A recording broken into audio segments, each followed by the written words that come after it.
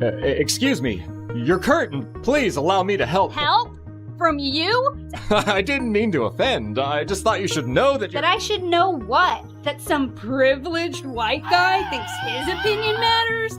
Get over your entitlement. I'm not some damsel in distress waiting for you to ride in on your high horse. If you disagree with this sentiment, just hit the unfollow button. I don't need your business. Thanks. You know, I don't need your business. You know what? Maybe Disney does. Maybe you're a tool, you're a pawn in this film.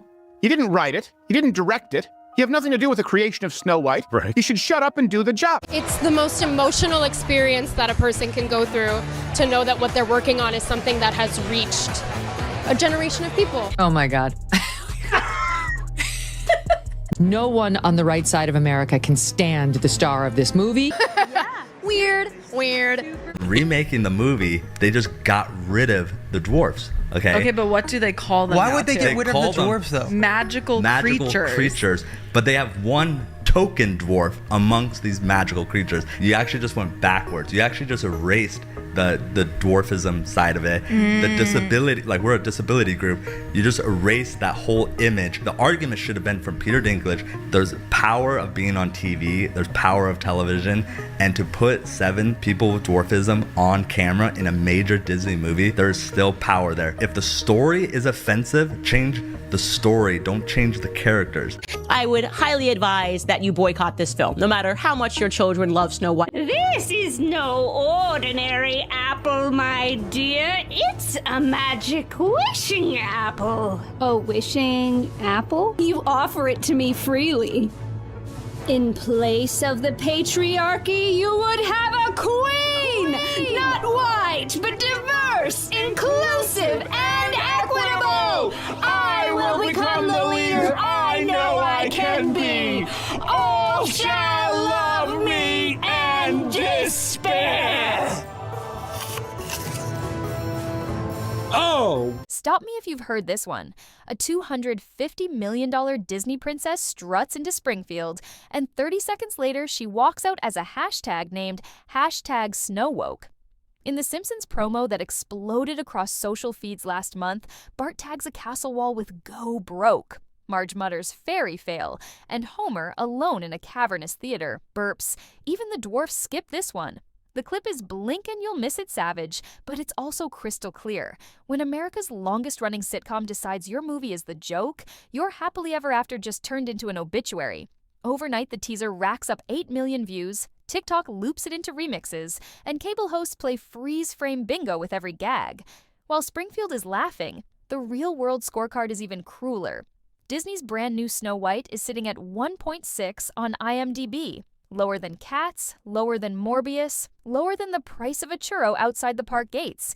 Theater selfies show cavern empty rows. Redditors post coupons for buy 1 magical companion plush, get 6 free. The internet didn't just dislike the film, it buried it beneath a meme avalanche and then danced on the glitter. So here's the mystery that locks eyeballs on the screen. How did a film trumpeted as Disney's next crown jewel crash so hard it became cannon fodder for yellow-skinned satire? Because this blaze wasn't sparked by one bad review. It was fanned by a perfect storm. One careless interview, one dwarf controversy, one politically loaded tweet, and a marketing pivot that screamed panic louder than any villain's cackle. Keep watching. In the next chapters, we'll rewind every flaming breadcrumb, from the infamous literal stalker soundbite to the day a pixelated Minecraft hero out-earned a fairy tale icon. It got destroyed at the box office. Here's the box office numbers. The Minecraft movie made $60 million on Saturday. Snow White made 2. Until you can see exactly how a princess became a punchline and why even Disney's magic wand couldn't wave the smoke away. Disney first whispered about a live-action Snow White in late 2016, just after The Jungle Book and Beauty and the Beast cracked a combined $2 billion. The corporate math was obvious. Dust off another vault classic, polish it with modern VFX, watch the billions roll in. Casting, however, turned into a global hunt. More than 30,000 hopefuls submitted tapes, belting "Someday My Prince Will Come" in living rooms and rehearsal halls from Manila to Madrid. Then, in June 2021, an unknown 20-year-old from Hackensack, New Jersey, stole the glass coffin. Rachel Zegler became Disney's first Latina Snow White. Zegler was weeks away from her film debut in Spielberg's West Side Story when the news broke. Reporters later learned Spielberg himself nudged director Mark Webb. "You want Rachel? Trust me." Overnight, the freshman soprano with 6,000 Twitter followers turned headline rocket fuel. Entertainment Weekly splashed a new kind of fairest of them all. Variety praised Disney for walking the diversity talk, and number Latina princess trended for 48 hours. Inevitably, the pendulum swung. Traditionalist YouTube channels complained Hollywood was color washing a German fairy tale. Twitter skeptics riffed snow brown, while TV pundits predicted global box office growth in Latin America. Disney's marketing machine only saw upside. Fresh face plus heritage milestone plus century-old IP equals lightning in a bottle. The reveal teaser notched 10 million YouTube views in 3 days, blowing past first-week numbers for the Aladdin and Lion King remakes. Stock analysts called it a sentiment win, and Burbank executives toasted the casting slideshow like it was the second coming of Emma Watson's Belle. Zegler soaked in the limelight, tweeting that playing Snow White was a dream beyond dreams. She charmed late-night hosts, told GMA her abuela cried on FaceTime, and promised fans the remake would honor the beating heart of the 1937 original. Everything looked bulletproof, until a single red carpet microphone became the first crack in the mirror. September 2022, Anaheim Convention Center, D23 Expo. Zegler, radiant in a ruby cocktail dress, fields rapid-fire questions about modernizing Snow White. Then she drops the line heard round the fandom. The original prince, I'm sorry, is a literal stalker. It's so weird. Weird. We're absolutely not repeating that in 2025 cameras flash, publicists flinch, and within an hour the clip hits TikTok. Creators splice her weird laugh into 6-second loops that auto-repeat like a broken vinyl. The hashtag #weird racks up 40 million views in 2 days, morphing from bemused meme to culture war ammo. Conservative commentators label her ungrateful and anti-Disney. Even moderate fans bristle. Why trash the fairy tale you're paid to champion? The producers, far left-wing activists in Hollywood, are turning on her, and Disney has canceled all of Rachel Zegler's appearances on their media platforms. Kind of tough. People are like, oh wow, Snow White flopped. Who is surprised? You cast arguably the least genuine, most out of touch and disliked person in her industry, and her industry is Hollywood. And the bad guy is Gal Gadot. Well, we all basically knew that Snow White was going to be a massive failure at the box office because of Rachel Zegler's controversial statements. I mean, you know, the original cartoon came out in 1937, and very evidently so. There is a big focus on her love story. With a guy who literally stalks her. Yeah. Weird. Super weird. So we didn't do that this time. Disney's social team tries burying the noise with glossy set photos, but the algorithm won't let go. Each new promo post is peppered with the quote, "Reaction videos thumbnail Snow White hates Snow White" rack up 500,000 clicks apiece. The soundbite also dovetails with an older gripe. Critics of Disney remakes insisting the studio lectures before it entertains. For right-leaning pundits, Zegler's dig is Exhibit A. For many progressives, it just reads as cringe. If a remake has to dunk on its predecessor, maybe the remake isn't needed at all. Corporate damage control engages, urging Zegler to pivot, but the moment has legs. Memers pair her quote with clips of Prince Florian harmlessly singing. TikTok teens duet literal stalker over videos of their cats following them around the house. Even mainstream press piles on. USA Today asks if Disney's nostalgia strategy is eating itself alive.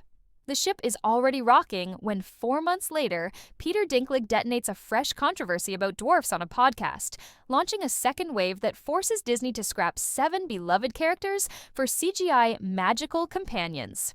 Suddenly, what started as a single tongue-in-cheek remark feels like the opening notes of a storm, and the waves are only getting higher. On January 24th, 2023, actor Peter Dinklage unloaded on Marc Maron's WTF podcast. Disney's plan to revive Snow White and the 7 Dwarfs was even backward, he said, scolding the studio for congratulating itself on a Latina Snow White while still telling the story of 7 dwarfs living in a cave together.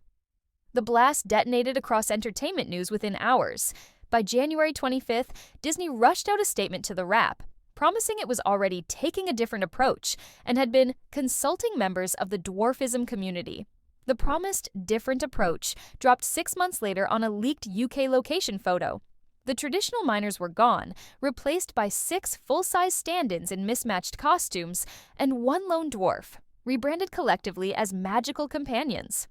Late-night monologues pounced, Snow White and the 7 average height co-workers, and social feeds coined #MagicalGate. Inside the dwarf acting community, the mood was furious. WWE alum Dylan Postal, better known as Hornswoggle, called Dinklage's critique self-serving and said Disney had now erased roles little people actors have waited decades for. Fellow performer Martin Kleba, cast as Grumpy, told people he felt Disney was afraid of the blowback and that most actors with dwarfism would have loved the work. Disability rights advocates piled on, arguing that swapping out dwarf characters wasn't progress, but representation by subtraction. Mainstream columnists mocked the U-turn as corporate whiplash. Disney had raced from stereotype to erasure in a single news cycle. The once rosy narrative of inclusive casting now looked like confused virtue signaling. And the studio still hadn't rolled a single camera. The temperature could hardly climb higher until Rachel Zegler lit an entirely different match. October 2023. As the Gaza war re-escalated, Rachel Zegler reposted Free Palestine graphics and signed the Open Artists for Ceasefire letter urging President Biden to broker a truce. Under normal circumstances, Disney might ride out a star's activism, but this film's antagonist is Gal Gadot, a former IDF soldier and Hollywood's most visible pro-Israel voice. Vanity Fair later revealed frantic calls between producers and Ziegler's team. One executive even flew to New York to plead for a deletion amid fears the press tour would become a Middle East referendum. Ziegler refused. Internal emails leaked weeks later show marketing chiefs flagging catastrophic clip potential if reporters went off script. The emergency fix? London Gala quietly canceled daytime TV slots, dropped press junket reporters, forced to sign no politics rider publicly. Disney framed the trimmed schedule as a boutique rollout. Privately, it was panic with popcorn. Fans smelled censorship. Pundits imagined a silent feud between Queen and Princess, and curiosity only intensified. What will Ziegler say next? And where? After 9 turbulent years, Snow White finally opened 21st March 2025. Disney had penciled in a $100 to $110 million domestic bow. Instead, the movie scraped $43 million in North America and $87 million worldwide. Audience polling delivered another bruise, a B+ cinema score, the first time any Disney remake failed to crack an A range. TikTok filled with empty theater selfies captioned, "Just me and a $250 million princess," while Redditors posted DIY 7 empty rows memes. Rachel Zegler just keeps making things worse with the Walt Disney Company. The more that she tries to defend this movie, the more that she tries to spew her agenda onto the general public, it's only making matters worse. Not just for Bob Iger, but for whatever is left of the image of Disney as a whole. Behind the scenes, you guys know as well as I do that those executives like Spielberg are looking at that saying, Rachel Zegler can F right off. Then, the unthinkable. On April 4th, 2025, Warner Bros. Dropped a Minecraft movie. The Pixel Party hauled a record-shredding $162.7 million domestic debut en route to $281 million after 10 days. Box office trackers plastered side-by-side charts, blocky creepers towering over Disney's fairy tale line. Headlines like, "From fairest to squarest, Snow White outmined by Minecraft" went viral overnight. Disney's triage was swift. IMAX screens were handed to Minecraft, thousands of overseas showtimes were cut, and a Disney Plus release date was moved up 6 weeks to staunch theatrical bleeding. Forbes analysts projected a $250 to $300 million loss after marketing, one of the studio's biggest non-pandemic write-offs. By Easter Sunday, the narrative was cemented. The remake that began as an inclusive milestone had stumbled through Dwarfgate, political crossfire, and meme warfare, only to be crushed by a movie about digital dirt blocks. The poisoned apple was now financial reality, and Disney's live-action playbook would never look the same again. By the end of its second weekend, the numbers looked less like a fairy tale and more like a forensic crime chart. IMDb locked the film at 1.6 out of 10 after tagging the page with a bright orange banner. Unusual voting activity detected. The warning couldn't hide the outrage. More than 300,000 one-star votes buried Snow White lower than cult disasters such as The Room, the digital fur Nightmare Cats, and even Marvel's meme infamous Morbius. On TikTok, creators birthed the 1.6 Club. They stitched Zegler's cringiest sound bites over Chopin funeral marches, then flashed screen caps of the rating like a scarlet letter. One edit, captioned, "Fairest, try rarest, empty seats everywhere," hit 12 million views in 48 hours. Reddit's r/Disney cataloged the collapse in real time. Users posted photos of clearance bin Snow White dolls at Disney stores, stacked beside lonely, magical companion plushies nobody could name. A top-voted comment, "Even the merch is on a hero's journey to the dumpster." Professional critics did flag concrete flaws. Flat new songs that vanished from playlists overnight, dwarfs whose mocap didn't sync with facial animation, and a script so busy with lectures that it forgot charm. But nuance drowned beneath a meme tsunami. Once the label unwatchable woke disaster glued itself to Snow White, it eclipsed every thoughtful review. For the scrolling public, a single screenshot of that 1.6 rating said more than 1,600 words of film criticism. If the internet firestorm around Snow White was already blazing, The Simpsons arrived with a jerry can. On 27th March 2025, Fox slipped a half-minute promo into a rerun block. A blink-and-you-miss-it teaser for the season 35 spring premiere. A neon magenta sky glows behind a Snow White lookalike who bellows, "Princes perpetuate patriarchal oppression. You are hereby banished." Springfield's townsfolk respond with blank stares. One lonely cough echoes off the village walls. Smash cut to a crumbling Cineplex marquee. Snowwoke, the reimagining, now seating. Inside, Homer, lone occupant, shovels popcorn and mutters a single devastating review. Boring. The projector sputters, the screen flickers to black end card. 30 seconds later, the damage was done. The clip vaulted to #1 on YouTube's trending tab inside 3 hours, peaking at 42 million views in the first 24 hours, outranking every official Disney marketing post that month. TikTok's duet machine went berserk, cutting the line "Princes perpetuate patriarchal oppression" into drill beat drops and vaporwave loops. Twitter, still stubbornly called X by half its users, turned the parody into a poll. Bigger flop, Springfield's fake movie or Disney's real one? Fox barely spent a cent on ads. Organic outrage carried the payload. Backlot Panic Deadline sources revealed that Rachel Zegler's team was beyond furious, lobbying Disney to publicly condemn the roast. The studio declined. Any clapback would only extend the meme's half-life. Executives had watched what happened to Warner Brothers when they sparred with South Park, but silence offered Zegler zero cover. Within 3 weeks, industry tip sheets like Production Weekly quietly scrubbed her name from 2 high-profile streaming musicals, citing creative realignment.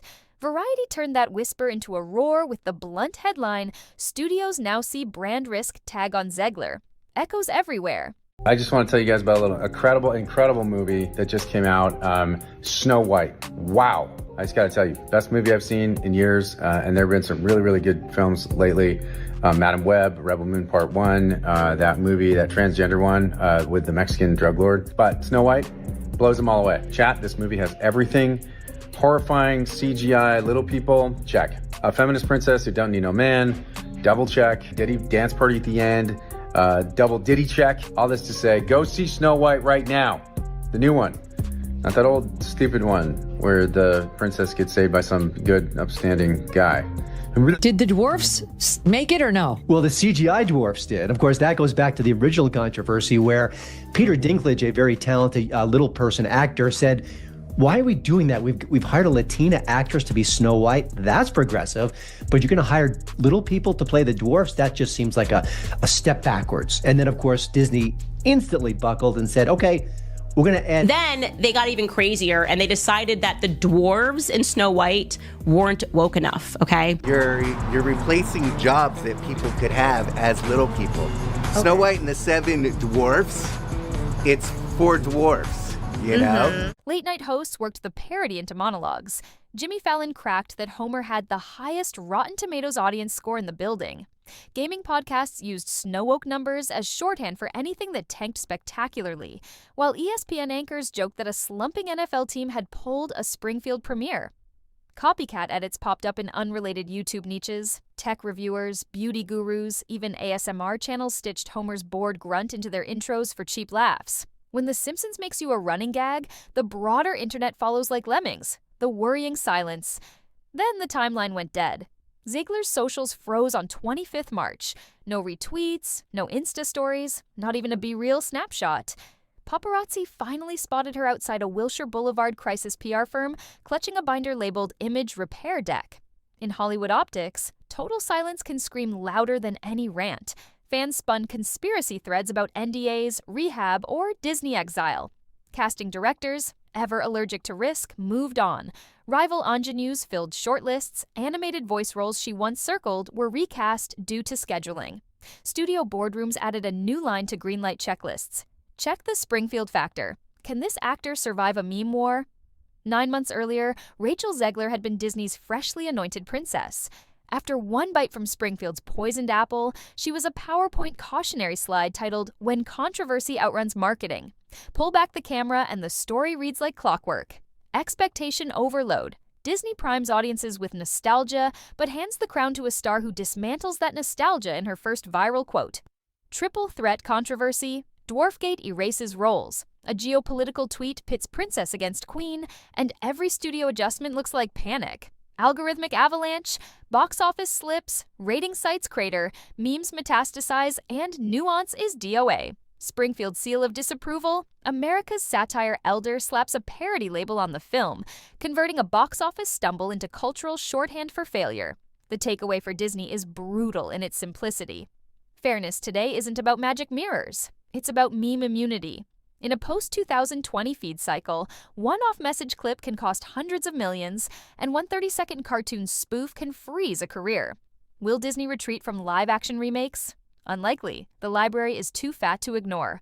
Will Rachel Zegler stage a comeback? Hollywood loves redemption arcs once the timeline scrolls on, but Snow White 2025 is already etched on studio whiteboards as the line in fluorescent red ink. Do not lecture your core audience while the camera is still rolling, because in this decade, the mirror no longer asks who's the fairest. It demands who's the most meme-proof. If your answer flinches, No Magic Kiss, princeless or otherwise, will resurrect your box office corpse. Should Disney pump the brakes on nostalgia makeovers, or double down and hope the next princess survives the algorithm? Sound off below? Tomorrow's exec might be lurking in the comments, looking for a clue to the kingdom's future.